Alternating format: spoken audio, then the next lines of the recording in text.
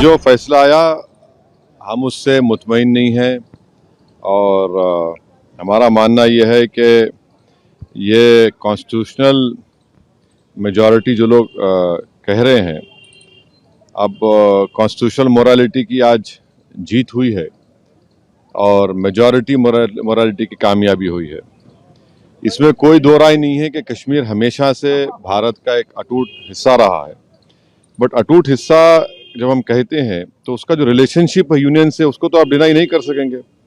और ये जो कॉन्स्टिट्यूशनल रिलेशनशिप कश्मीर से यूनियन का रहा है वो परमानेंट हुआ है जो कॉन्स्टिट्यूंट असेंबली डिसॉल्व हुई है कश्मीर की।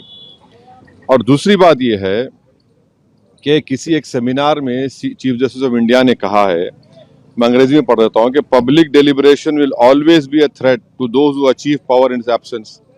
अब क्वेश्चन ये है कि जब आप एब्रोगेट कर रहे हैं स्पेशल स्टेटस, पूरे स्टेट को कर्फ्यू में लगाकर 356 लगा दिया आपने, इलेक्टेड असेंबली नहीं है, तो फिर कश्मीर में डेलिब्रेट किसने किया बताइए हमको, किसने क्या डेलिब्रेट किया? और बोम्बई में फेडरलिज्म को कहा गया कि बेसिक स्ट्रक्चर का हिस्सा है। फेडरलिज्म के माने ये है कि स्टेट की एक आवाज़ है, उसका एरिया ऑफ कॉम्पिटेंस है, उसको कंप्लीट फ्रीडम ऑपरेट करने का। अब पार्लियामेंट कैसा बोलेगा असेंबली के लिए, और पार्लियामेंट और कैसे पार्लियामेंट एक रेजोल्यूशन पास करेगा जो असेंबली को पास करना था? तो मेरे नज़र में 370 को जो एब्रोगेट किया गया है ये वायलेशन है कॉन्स्टिट्यूशनल मोरालिटी का।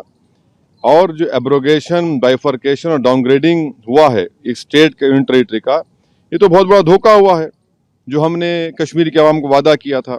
मैं पहले भी कहा हूँ, आज भी कह रहा हूँ कि अब ये तो लेजिटिमाइज हो चुका है कोर्ट से, तो कल बीजेपी को कोई नहीं रोक सकेगा चेन्नई, कोलकाता, हैदराबाद और मुंबई को यूटी बनाने के लिए। और इसका सबसे बड़ा नुकसान जो होगा आप देख लेना फ्यूचर में, डोगरास को होगा और लद्दाख के बुद्धिस्ट को होगा। वहां पर डेमोग्राफिक चेंज होगा। अभी से आप देख रहे हैं कि जम्मू में जितने राइस मिलें थी वो डोगरा के लोग हाथ से निकल गई, और लद्दाख में आप देखेंगे बहुत बड़े पैमाने पर बुद्धिस्ट लोग नाराज होंगे और वहां पर डेमोग्राफिक चेंज होगा। सर, दो सवाल हैं। आपने ये बात कही कि दूसरे शहरों में भी ये काम करेंगे ये लोग, किस शर्त पे और क्या सबूत और किस दावे के साथ आप कह रहे हैं? देखिए, आज आपने एक स्टेट को 3 यूटी बना दिए, वहां की असेंबली भी नहीं है, वहां 356 है, पार्लियामेंट उनके लिए बोल रहा है, असेंबली नहीं बोल रही है। आपने यूटी बना दिया उन लोगों को 3 को।